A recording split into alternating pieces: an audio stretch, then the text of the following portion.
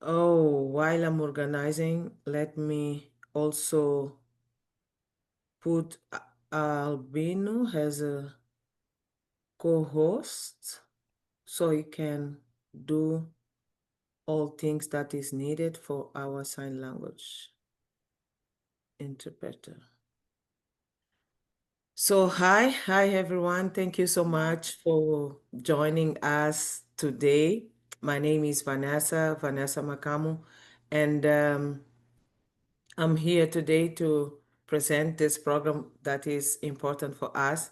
We will discuss the importance of music to teach or to empower children with disabilities. We have two guest speakers. They are teachers, but they will introduce themselves before we start and before I start with the questions. We have today Stella Ferrão, and we also have Carlos Garcia. They will be with us and they will explain how their experience have impacted their lives in terms of being a teacher, music teachers, and making inclusion possible for children with disabilities who are interested in learning music. I will not waste time. They normally say women's first. I will invite you, Stella, to introduce yourself. For 5 minutes. And then I will pass the word to Carlos and then we will start our session so they know with whom they are leading. Yeah. Uh, uh, Albino, I'm sorry if I don't know if I'm doing something wrong related with the interpretation with sign language. So please feel free to organize our room the way it's needed. Okay, thank you. Um, so Stella, please. Hi, to everybody. My name is Stella Ferrão. I've been in music since I was 5.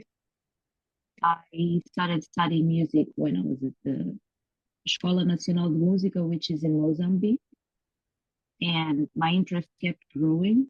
Although when I started, my parents forced me pretty much, but my interest started growing. In the music school, we did like 7 years of the basic training, and then after I finished high school, I went to university in South Africa. That's where I continued and furthered some of my studies. Um, so I kept traveling around the world trying to learn new techniques on teaching. And one of the subjects that interested me was to teach children with disabilities like autism, ADHD, and any other disability that the teachings were not really inclusive for all of those children. So that's how I started my into searching. And then I moved to America, and since I've been here, I've came across different types of children with different types of disabilities and abilities. Thank you, Stella. And Stella, feel free to choose which is the best language for today. I prefer to use English because of Carlos, so it will be more easy. And since we have the interpretation, so please, you have the choice. Thank you. Thank you for introducing yourself. Carlos, please, can you also introduce yourself so we can know you before we start? Yes, thank you. I am Carlos Garcia Ramirez. I am from Mexico, Sonora, Mexico, pretty close to Arizona. And I start studying music since I was 8 years old. So I start playing percussions, I moved to violin, and then I start playing bassoon, which is my primary instrument. I complete my bachelor's degree in music education at the University of Arizona, as well as my master's degree in special education, and now I am completing my PhD in special education with the research interest of including music education as a prevention and behavioral intervention for students with behavioral disturbances, Mm-hmm. but also creating inclusive practices for orchestra and choir. I am an orchestra and choir conductor. In Mexico, when I was there, I worked for 9 years and I found a national program for students with disabilities, and I found another program for the students with disabilities also where they can improve their social emotional skills by practicing music and practicing daily orchestra classes. And I have many experience as an orchestra conductor, as a bassoonist. I always say I have the privilege to meet very famous artists in classic music. I conduct many others. And yeah, that's a long story. And yeah, I can just talk about that later. But thank you for this space, Vanessa. Vanessa is my colleague in the PhD program, and I am very happy being here. Thank you. Oh, wow. Thank you, Carlos. Yes. And I didn't know that I was sitting near a famous one person.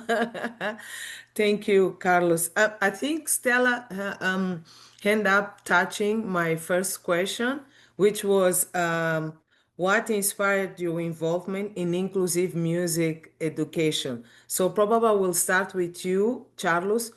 What inspired you to involve in inclusive music education? And then Stella, if you want to put some more information in this topic, please feel free, because I think I feel something there when you were talking. Carlos, please.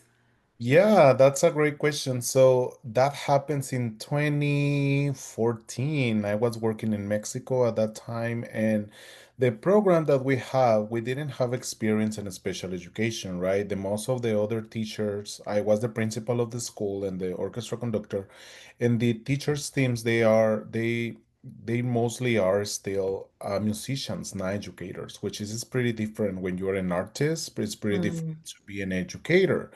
So, of course, the students with disabilities start going to the program, asking for information, asking with interest to be a part, to belong to the program. And we feel like, oh, fortunately, we don't have the experience working with the students with disabilities, and we don't know how to work with them. So, there is when I see starting and doing a research about how I can include these students. So, after some years, we start welcoming students with disabilities.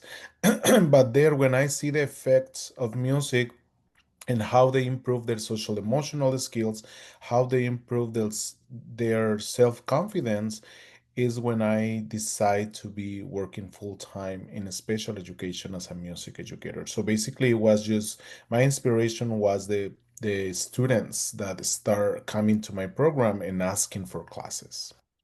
okay. And also from what I understood, the fact that you were able to see some changes in the way they were behaving. Yes, I have a little story there. So I remember one of the students, he has autism and struggling a lot with social emotional skills, especially collaborating with other people and try to suicide like 3 times, I think. And after 2 years in the program, the sales team and the confidence that this person get through playing in the orchestra, it was a huge change. So there it was an inspiration. We actually did a documentary, a video documentary, which is in YouTube. You can watch in YouTube. Mm-hmm. This person is talking about how he decides to change and believe in life because he discovered his power, his talent, and how to connect with other people, which I think is just magical and it's just Mm-hmm. amazing effect of being a music student. Okay. Thank you. Thank you so much. Stella, I don't know if you want to add something here Yeah, or I will we add can. my own personal journey into music education because it started also from personal experience because I am on the spectrum as well, and it grew in a deep belief that individuals deserve a chance to find their voice through music, regardless of the ability, the background, circumstances. Me being a piano teacher and musician, I've worked with students from all walks of life.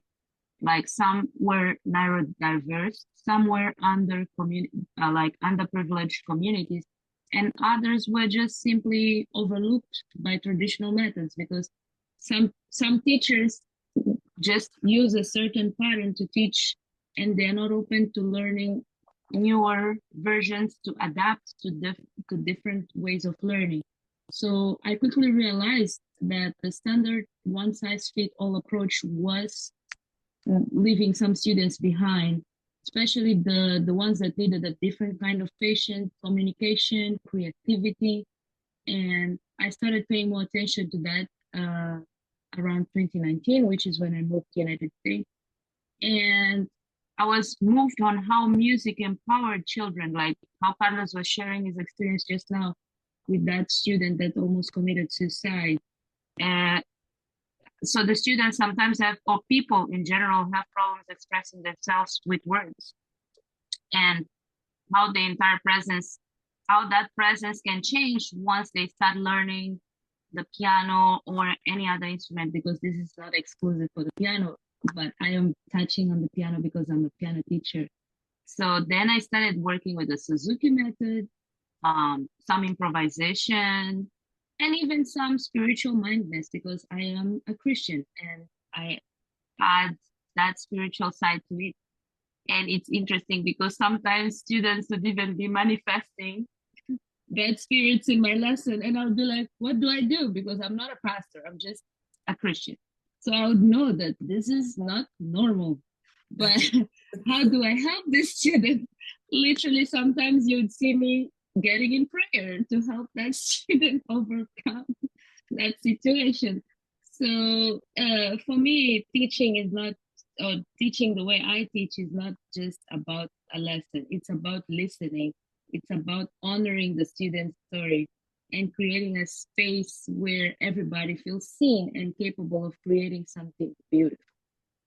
So that's how I would describe my personal. Wow. Yeah, thank you. Thank you so much for sharing. This is really interesting. And I think I have a question for you too now. Both you can decide who is the first to to answer. My second question, and it's really related with everything that you already shared to us now. How do you define inclusive music education, particular for children with disabilities?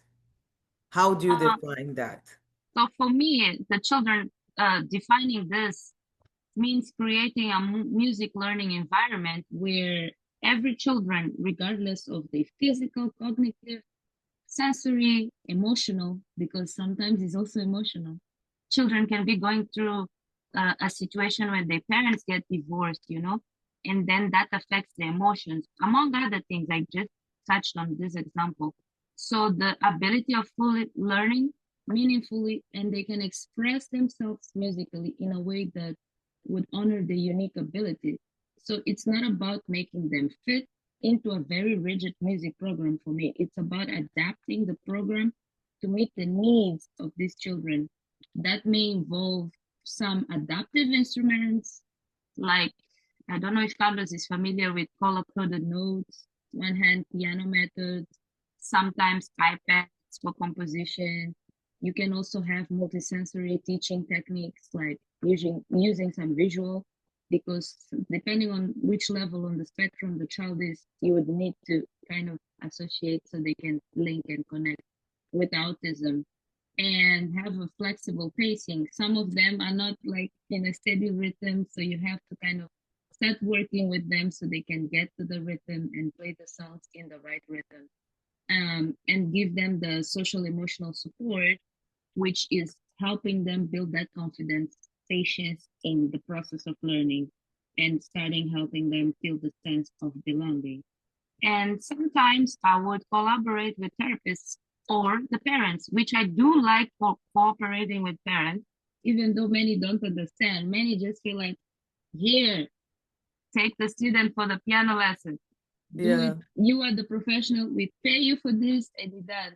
But it's interesting when they can take part of the lesson. I've managed to convince some parents to even join the lesson, to even take piano lessons, even if they didn't do it as a child, so they can understand what are the struggles that the kid is going through, so they can understand uh, how to help this child if they navigate certain struggles.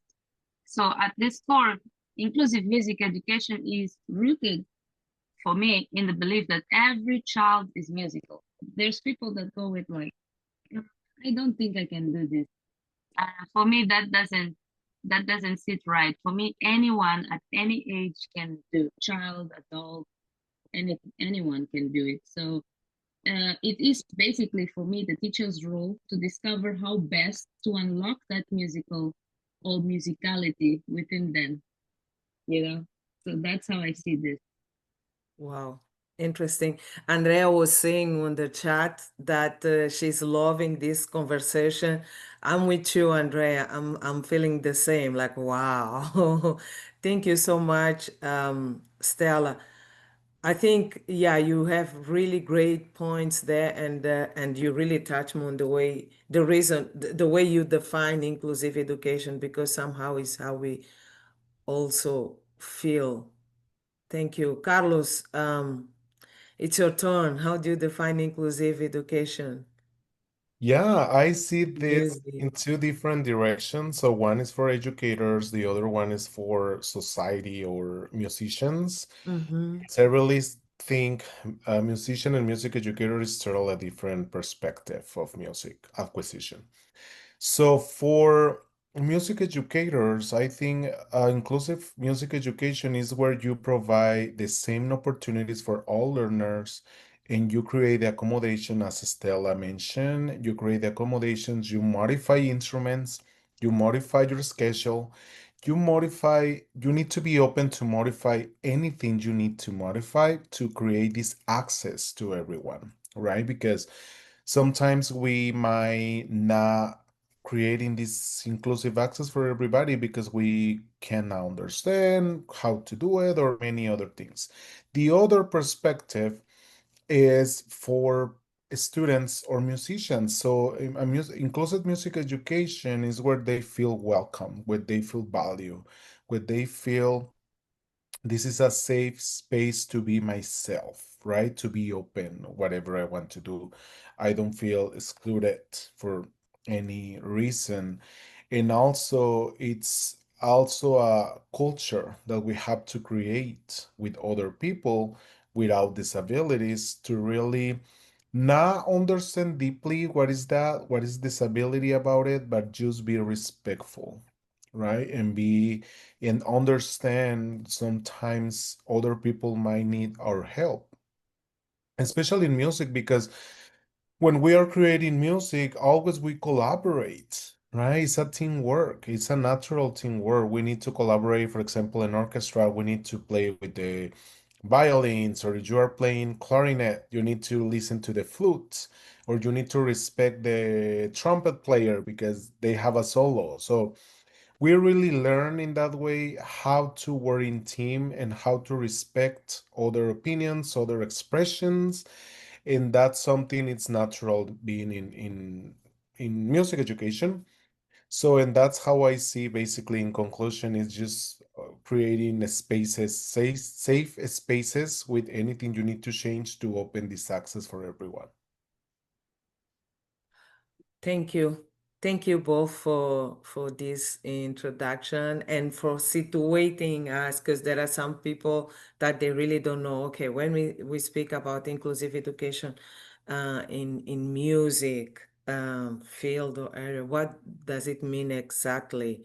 And this will link, both of you have mentioned and talk about it, but this will link to my next question, which is, why is it important? Why is it important to introduce inclusive music education to both mainstream schools and special education schools? Here we are talking about the two settings. Why it's important to include in I will call regular setting, and why it's important to include in a special education uh, setting. Well, I could start by answering that both, including the inclusive music education across both mainstream and special education is crucial because it promotes the equity, belonging, and shared growth for all students, not just the ones with disability. And going for the mainstream setting, inclusive education would practice and make like it would ensure that students with diverse needs aren't left out or marginalized. When you have children in a setting of all abilities learning music together, it kind of helps them foster some sort of empathy, understanding, and collaboration. Because I mean, you have the ones that are struggling and you have the ones that are not, which actually doesn't mean having a child with disability that it's that child that's going to struggle. Actually, you can have a child that's not neurodivergent or any other disability that would be struggling more than the children that have disabilities.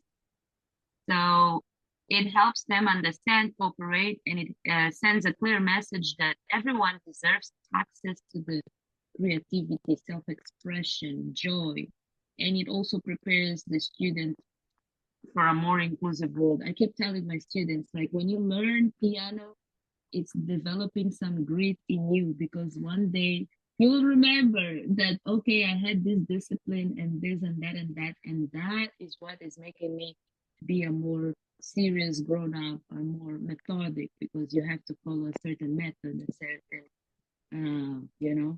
and for the special education setting, inclusive music education becomes a really powerful tool for communication, emotional regulation, the self esteem. I will go back to the example Carlos gave. He had that student that almost committed suicide. I'm sure that once he started learning, his self esteem went higher. And music can reach children where words cannot. It Oh, helps develop that social motor skill, cognitive, and in ways that engaging and affirming. It. I myself was a very shy person. I am still, and I went through therapy as well since I was small. But music is what helped me kind of expose myself more or be open to other things. So I do understand that the communication is really crucial. When you're learning an instrument, it does help you kind of develop this. And by making music education inclusive in these both contents, you are making sure that you bridge that gap between the general and the special education. You hmm. making sure that you normalize diverse learning needs with a wider school culture. You are allowing greater participation in community performances and activities. You are cultivating a musical community that reflects the richness of the world we live in. Like, for example, now I have an LLC. I'm not like Carlos that's working in a school. I Mm. have an LLC. And one of the things that I want to do is to make sure that my LLC also becomes a nonprofit so I can benefit more wider people that cannot afford the process of learning an instrument. So, in short, I would just say that music education isn't just about teaching, but it's about teaching humanity through music. Oh, wow. I mean, Stella, I think I want to learn piano. And I think with Mhm. your words now, I'm like, I need to find this money to start my classes. Thank you so much for sharing. Wow, it's amazing. Carlos, now I don't know, Carlos, when Stella starts, I think you are put in the spot. Please. Yeah, so basically, this is important for typical learners and Mhm. people in students with disabilities. This is important to have it in the educational system, period, right? By the why, because music has different benefits, many different benefits and uses for society. For example, neuro development benefits, and Mm-hmm. actually social emotional skills development you can get from music. And as society, that I already said, studying music really teach us how to work in teams, which is very important because always in this society we are working in teams. We need to collaborate, but we need to learn how to collaborate in the healthy way, right? Okay. Because the reality is sometimes working with other people we might not understand their culture, they believe, they how they work. and this can be very toxic sometimes for other people in the team. And working in music, you learn cultures because you sometimes have to play a piece from other country, and you need to learn about the composer, why the composer put these notes there, why was the inspiration, right? For example, I don't know, Tchaikovsky from Russia or things like that. So you learn about the culture around the world.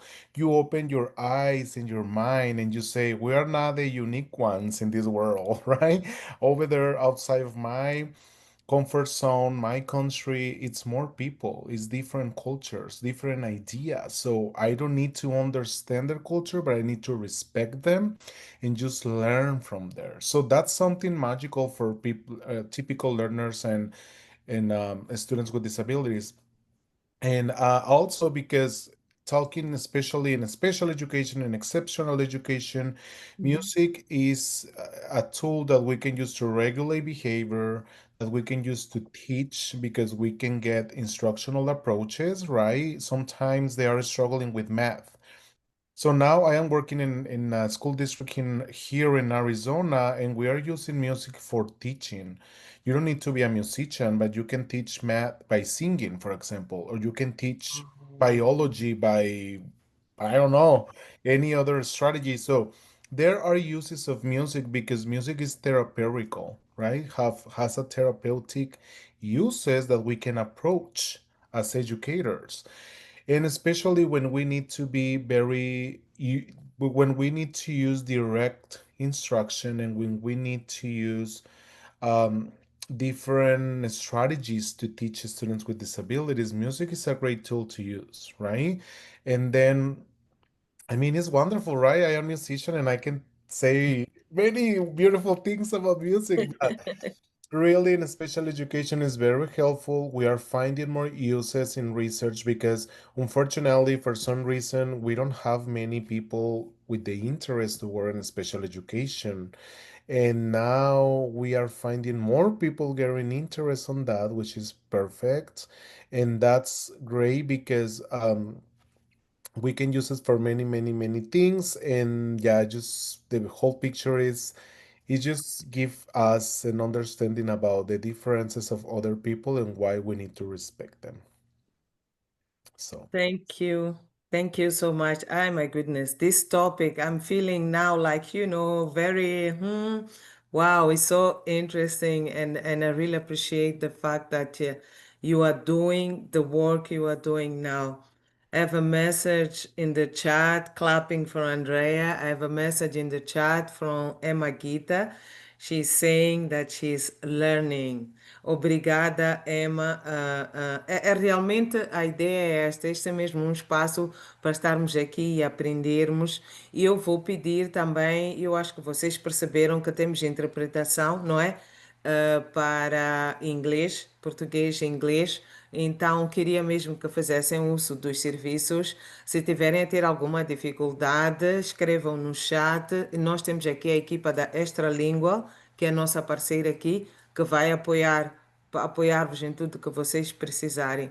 Por favor, não podemos ter barreiras linguísticas aqui para poder entender o programa, ok? Thank you so much. Carlos, I think you understood. I was just explaining that we have a interpretation from Portuguese, English to Portuguese, so to make sure that everyone is on the same page. E vocês também podem dizer-nos de onde é que vocês nos assistem, podem mandar uma mensagem no chat, podem também ir colocando as vossas questões, fiquem à vontade, ok? So you can also tell us from where you are watching us in this program, and you can write in the chat some questions if you have message the way you are doing now. So thank you for being here. eu I love falo um pouco de português. Is that right? Yeah. I love that, Carlos. This is what I like. You need to come to Mozambique because Mozambique is the really best place to be. I'm sorry, guys. Thank you. Stella, this is for you now. Mhm. Like, strategies have you found most effective when teaching music to children with disabilities? Um, in my experience, in my humble experience, teaching music with disabilities has been one of the most rewarding parts of being a piano teacher or a music educator. And it also taught me like how to be a better listener. I was not this patient before. I started teaching when I was 15, so I I was not a patient teacher when I started, I must say. So I learned to be a better listener, a better communicator, better, have better abilities to sort out problems. And the most effective strategies I used, one was the multisensory learning, which is like by using the visual aid, like the color coded notes, the tactile tool, such as rhythm sticks or texture keyboards, and have movement like clapping, marching, dancing, usually helps the students engage with music in ways that match their learning styles. Like sometimes I would help students relax in the hand technique by going, making them do this, ha, ha, ha, you know, Yeah. some type of exercise that would help them kind of figure out, because technically the piano teachers is just go and say, put your hands, have the posture back straight, and sometimes the student is not understanding. They're like, the hands are like this, they're trying, there's a lot of things, and that helps me kind of develop different techniques. And another one is the routine aspect and the structure with some flexibility, which Carlos already added that. We have to have a structure, but we also have to be flexible for the minor changes that might happen, because children really thrive on clear routines, especially those with autism or ADHD. I've noticed that, for example, if my lesson is Tuesday at 3 p.m. and I change Mhm. it to Monday at 2, just because I have a doctor's appointment or any other thing that I might have going on in my schedule, that student is going to be affected. So I do mind about that with these specific students that I know that if I change their routine, they are affected. But also they have issues which they are sick sometimes and we have to change. So we have to just be flexible enough to adapt based on how the child is feeling that day, Mhm. because sometimes also you're going to go teach a lesson. It's that time that they have to have a lesson, but that child is not in a good mood to have the lesson. So to keep the focus, they can maybe have a hard time focusing. So we might improvise, we might just play the songs that they want to do just to keep that energy going. And the other aspect would be breaking concept in small steps. Like instead of teaching the entire song in a day, you can break it in sizes. Like let's say I'll teach the first row. The student is not well focused to do the whole song. Let me just do either the first and the second. What I call the first row is the full measures. And then, so and we also make sure that we celebrate every milestone that the student gets, which helps them build the confidence and motivation. The fourth item would be the positive reinforcement into small steps. Sorry, the positive reinforcement and the patience. You know, you have to be consistently encouraging and celebrating, not just the outcomes, but you just say, a simple, when I tell my student, oh yeah, you did this, it can light up their faces. Like yesterday, I was teaching a group Suzuki piano lesson. And although a few of them were like behind the beat and stuff, I was like, yeah, you guys are doing an awesome job. So then I saw the students change Uh, into trying to actually do the awesome job that they were not doing, into trying to get into the beat with the other students, because there they were like 4 or 5 students and they had to listen to each other, you know. So it's hard. Carlos knows this because he works with the orchestra. So I try to make this concept of orchestra with the piano, with the Suzuki method. And yeah, the positive reinforcement, building the trust and emotional connection, because I do try to make sure that the student feels at home when he's meeting me, when he's having a lesson. I'm not just that piano teacher that's cranky. Sometimes I might be cranky, but I try my best not to be. And I try to have that. connection with them, make them feel safe when they see me. Some students will tell me stuff that they can't tell their parents, but they do manage to create that confidence in me to just be like, okay, I have this secret, this and that happened. How can I navigate that? And that fosters that learning environment as well. Wow. Thank you so much, Stella. I think just by saying that, I think I will keep repeating that during the program.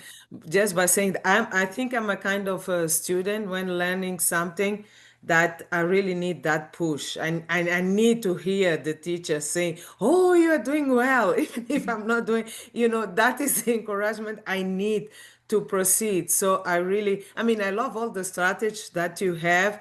But the last two that you mentioned it touched me because that it's me. I need you here, Soma mimosa. You know? That's Thank funny. you for sharing. Is that a Carlos, word in Spanish, mimosa? I don't know. You know what is the meaning of mimosa? Yes, Carlos. What is the word in In Spanish for Spanish. that? I you mute, Carlos. Oh my gosh, yeah. Yeah, I was thinking, mimosa, I think translating to Spanish is a different meaning for the what is this called in language? It is oh my gosh, I forget the name, but yeah, it means like you are very like a spoil. It might be in Yeah, Yes, Spanish, that's spoil. good. Yeah, it's yeah. Mhm. consentida is the word consentida. Mm, Consentida. Consentida, yeah. Consentida. Yeah, I'm like, Consentida. but the spoiled, yeah, kind Yeah. yes, of, I want attention, that's it. That's being Yeah. spoiled. Yeah. Okay. Okay. Or maybe chipilona too is another word we can use. Yeah. Yeah. Okay. Learning. Which is not a bad thing. Yeah, yeah, depending, Exactly. of course, depending on the context. I know I really need the teacher with me.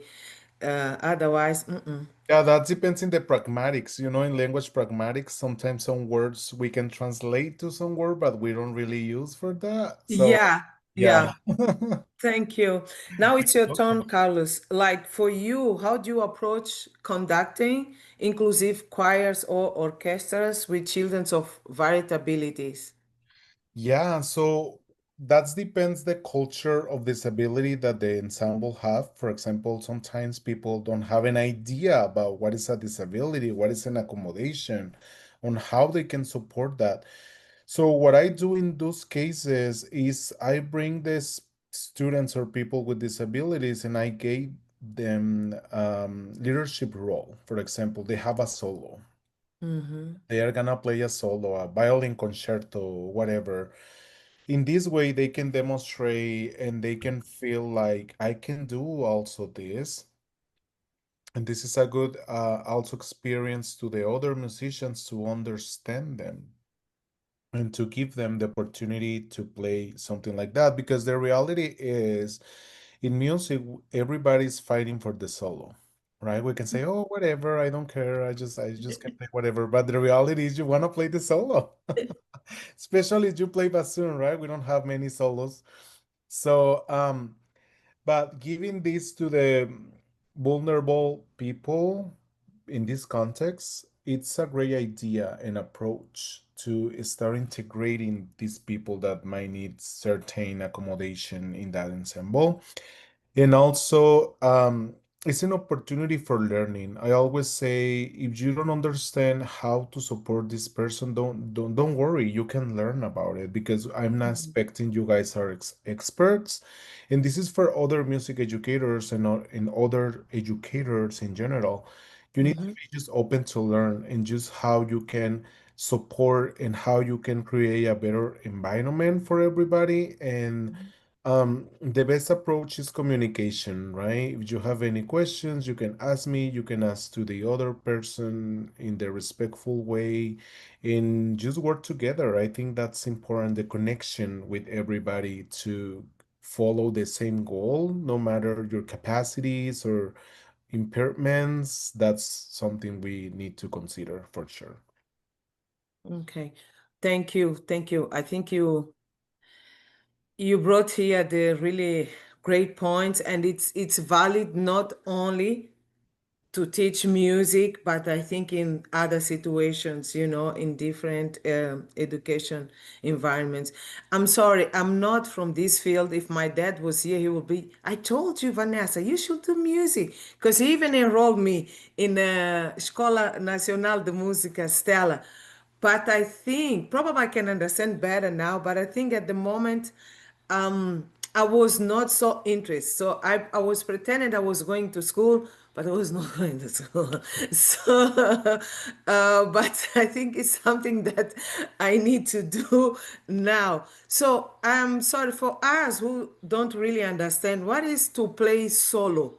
I'm just curious before I move to Stella. Yeah, that's a great question. So we have many different kind of solos. So a solo is basically with the entire ensemble or orchestra just playing the harmony of the music. So the harmony is the bed where where the principal melody lay down. So let's imagine that. So Okay. basically the solo is the most important part of that section or of that piece, and you are Okay. playing by yourself. Not anybody's playing the same melody. It's Oh, like for singers, right? When you have a band, the band is playing, but the singer has the lyrics and is the oh, I mean, if you go to see a concert, you pay attention to the